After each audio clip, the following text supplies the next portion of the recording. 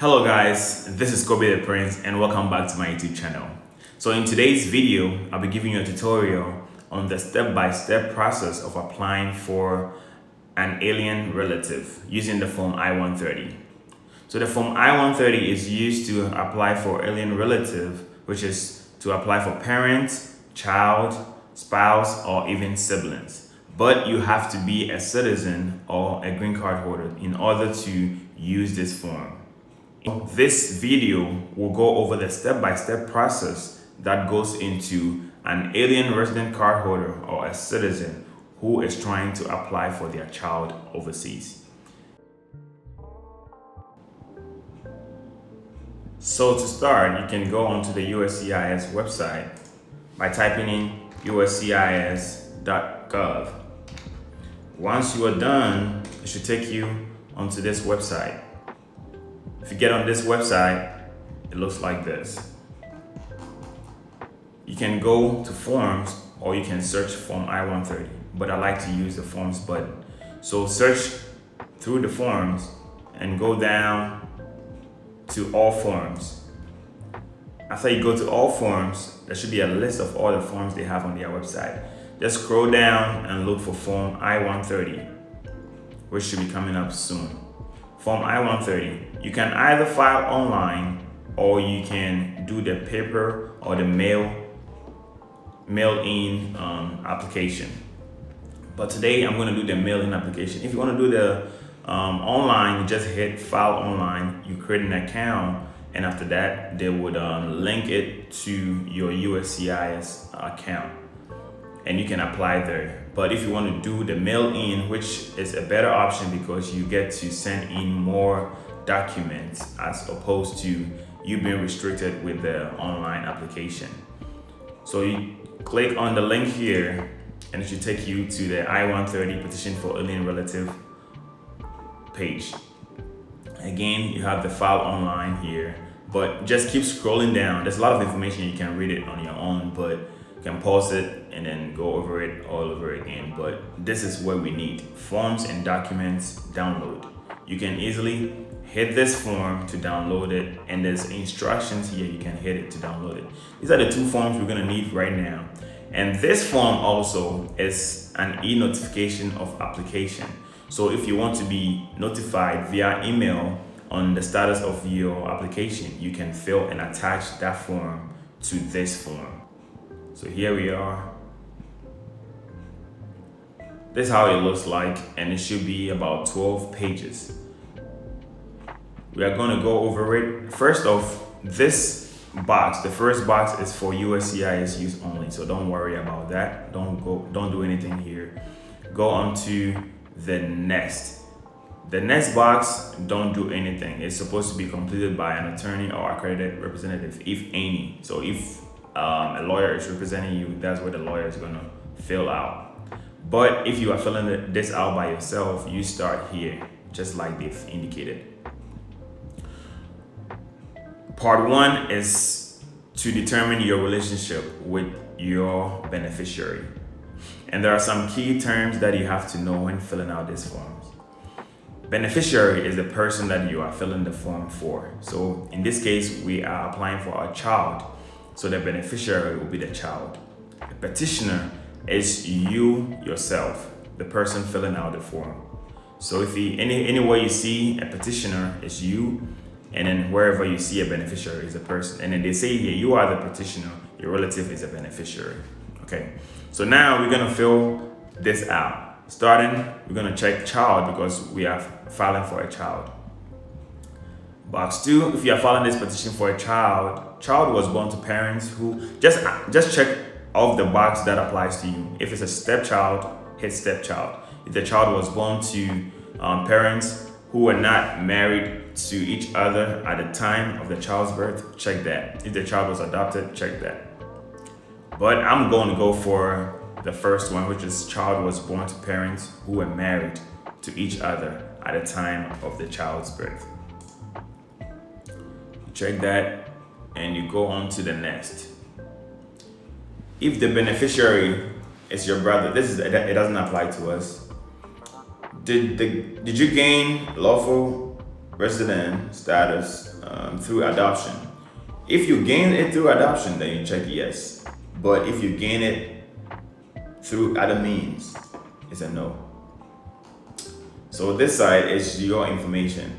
So if you have an alien registration number, which you should have got one whenever you get a green card. So if you're using your green card to apply for this, put in your USCIS number on the green card, and that number goes here. I'm just gonna put 0000000 because I'm not gonna put any number in there. If you have an online account, which is the one that you would have if you were filing online, you put the number here. And of course, you should have a social. You put your social here. So this is where you put your information. So your full information. Your last name, I'm gonna put Prince. I'm gonna put first name, I'm gonna put Kobe. And then middle name, if you have a middle name, you put a middle name there. Over here, we are going to put any other names if there is any. If you're a female and you are married, then you should have a maiden name, or if you have any other nicknames or aliases, put it here. I don't have any, so I'm gonna leave it like that. Other information. This is really important. The city, town, or village of birth. Okay, so since I'm from Ghana and I was born in Kumasi, I'll put Kumasi here. Depending on where you were born and your city, just put it there. It's simple as that. So I'm just gonna put Ghana for me. Mailing address, this is really important. This is where all your information, all the details, or everything that they send you will be going.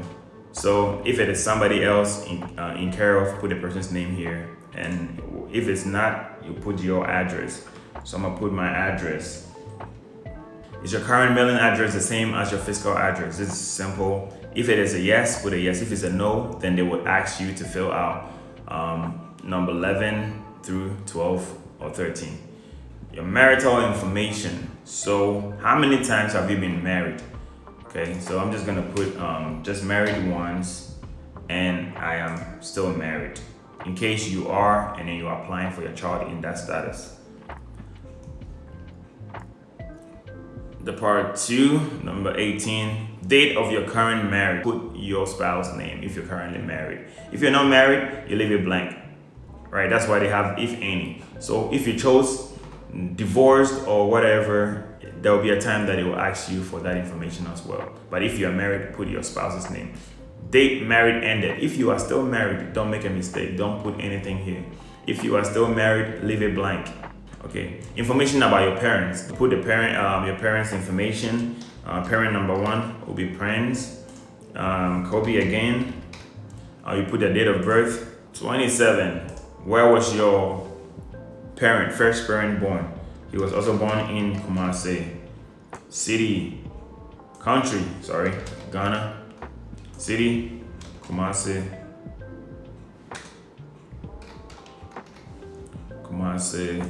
Country of resident. Where do they reside now? Now, more additional information about you. This is the part that you select if you are a green card holder or a U.S. citizen. Are you a U.S. citizen or a green card holder? So you check whatever it applies to you. If you are a U.S. citizen, complete item 37 and complete item 37. If you are a lawful permanent resident, you skip this part. So if you're a U.S. citizen, they want to know if you were a naturalized citizen, born in the United States, or you gained citizenship through your parents. So naturalization will be what I choose for this. Have you obtained a certificate of naturalization? So when you naturalize, they give you a certificate, which should be a yes. If you answered yes to item 38, complete the certificate number. So you put the number down. In the place of issuance, you put the state where it was issued to you. So I will just put Texas or wherever it was issued to you at. Date of issuance. So whenever date it was issued to you, just put the date down. This part should be more information about you, the petitioner. If you are a lawful permanent resident card holder or a green card holder, this is the part that you fill out. So class of admission should be found on your green card. So it's a 3 number, it's next to the USCIS number. So you put that number here, whatever it is, you put it here.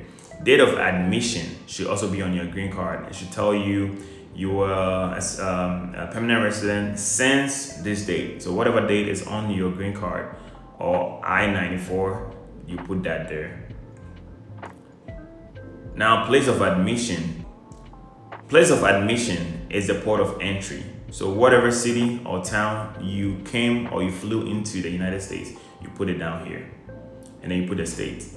Did you gain lawful permanent resident status through marriage to a U.S. citizen or lawful permanent resident? If yes, you put it here. If no, you put it down.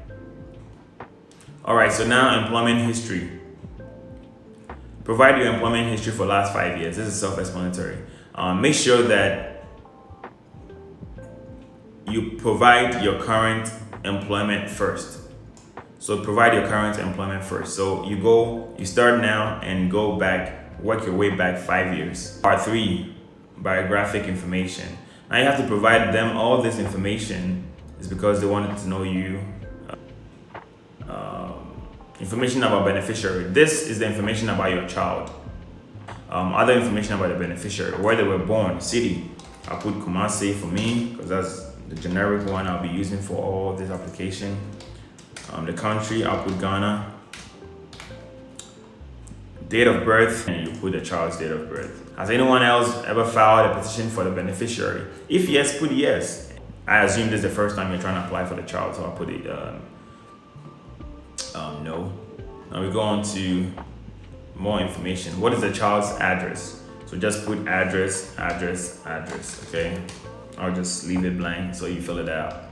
Apartment, city, state, province, country, you put it down there. Other addresses and contact information.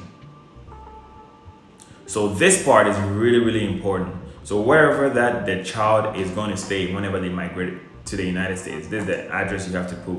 So more than likely the address is going to be the same as yours. Fill it all out with phone numbers and everything. You can fill out mobile and email. It's not mandatory, but you can fill it out. How many times has the beneficiary been married? If that child is a married child, put the number of times, and it goes over and over, and then it comes back to the same marriage process, and you put in all the marriage here. Names of beneficiary spouse, you put all the names, and if you need extra space, go to page 11 and 12, and there will be extra spaces to fill out all this information. Okay, so that part I'm just gonna leave it for you guys to fill. Now, information about beneficiary's family. Provide information about the beneficiary's spouse and their children. If they are married with children, this is where it goes. So include the spouse as well. So if the person one is their spouse, put the spouse name. Okay, put a spouse name and the relationship. Spouse name, and it goes here too. And then the relationship should be spouse. If there's a child, if they don't have any spouse but they only have a child, put the child and then their date of birth and the country they were born. Okay, straight to the point. Now, more information about the beneficiary. 40, 48. This is the part that is really, really important. Travel document. This is the document they're gonna be using to travel. If the beneficiary is going to be traveling with their passport from a different country, put the passport number here. Country of issuance for passport or travel document. If they're going to be traveling with any other document, put that document here. The number here, and then put the country here and the expiring date here. All right, so the beneficiary's employment information. If the child is employed and is currently working, you have to fill this part out. If they are not working, just leave it all blank and move on. Okay. Additional information about beneficiary. Was a beneficiary ever in immigration proceedings? Let me explain this part. So if the beneficiary has ever gone through an immigration proceeding or it's that was denied before, put a yes. If they are still ongoing, there's something going on with immigration with them, put a yes. If nothing has ever happened and you are the first person to apply for them, put no. Okay. If you answered yes, select the type of proceeding and provide a location and date. So whatever it is, you should have more information. Put it down, city, state, date, and let's move on. Now, the beneficiary is in the United States and will apply for adjustment of status to that of a lawful permanent resident of a U.S. citizen. This part, let me explain real quick. So at times, the child might be present in the United States and you are trying to apply for adjustment of status. This is where you put all the information for that. Okay, if your child is currently in the United States and you are just trying to adjust their status, this is where you put all that information. So you put everything here, country and all. If they are not in the US but they are in a overseas location, you put a city. This is where the beneficiary will be going for an interview whenever the time is right. So the embassy, the US embassy in the country, this is where you put the information. So because it's Ghana, I'm gonna put Accra. I'm gonna put Greater Accra. And then the country, I'm gonna put Ghana. This is where the American embassy is in Ghana. So that's for those who are in Ghana, but to anybody else, you know where your American embassy is, just put that information in here. Now, part 5. Have you ever previously filed a petition for this beneficiary or any other alien? This is important. If you have filed for more than one person, yes, don't lie about it, just put yes, because they have all the information there with them. So put yes, and then if you answered yes, provide a name. So you provide a name of the people that you filed for them. Date filed, you can easily find that date on your receipt. Whenever you apply for them and then they send you a receipt, that date should be on there. So put a date on there. And then what was the result? Were they approved? Yes, it should be approved. But if it was not approved or if it was denied, please put it down. Okay. If you are also submitting separate petitions for other relatives, yes. So if, say, you are applying for your child now, but you've already applied for a spouse, put the name of your spouse here so that they would work both of them together. If you are applying for more than one person, here we go. All right. Now this is the part that it tells you, hey, if you don't put in the right words or if you lie about it, you're gonna be fined and all that. So make sure that you are not lying on this form because this is a legal form. All right. So petitioner's statement, contact information. So this is where you put your statement. If you, the petitioner, are the one filling it out, check this box. I can read and understand English, and I have read and understood every question and instructions on this petition. My answers is true, right? Check this box. If you got an interpreter to interpret everything for you, now you move to part 7 and then put that interpreter's name there, and we'll get to that later. If you hired a preparer, you go to part 8 and then put it down. If not, and then you did it all yourself, now this is where you put your information. You put your phone number, mobile, telephone number, and you put your email address. I recommend you put your email address here, so they will send you updates on your case. After that, if you didn't hire anybody to interpret it for you or to prepare it for you, you are done. Sign it and date, and here you are. This is it for you. But if you hired an interpreter, we move on to part 7 and part 8. Okay, put the interpreter's full name, their last name, and their business or organization that they work with. Their mailing address goes here. Their contact information goes here. Their email address and all of that goes here. This part is interpreter's certification. I certify under penalty of perjury that I am fluent in English, and so this is where you put the language that they were able to interpret it from to you. And then after that, interpreter signs, but make sure you print it out and sign in ink, and then you date it. All right, that is done. But don't forget to also sign as a petitioner. Part 8, contact information, declaration, and signature of the person preparing this petition. This is where the preparer puts their information. So their last name, first name, and if they work with a business, put the business name there. Their address. Simple as that. We move on to part 8, preparer's contact information. And their email, you put their email address there. So if they are a preparer and then they are an attorney or accredited representative, check this box. If they are not, just check this box. Preparer will sign and date here. Okay, so like I said, on page 12 is where you add any additional information that you need. Okay, make sure you reference the page number, the part number, and item number. Then you can put all the information that you need there, and that is it. Okay, your form is ready to be mailed. So good luck on completing the first part of your journey to getting your child into the United States of America. Please don't forget to like, share, and subscribe to my channel, and then hit the notification button so that you can get notified every time I post a video.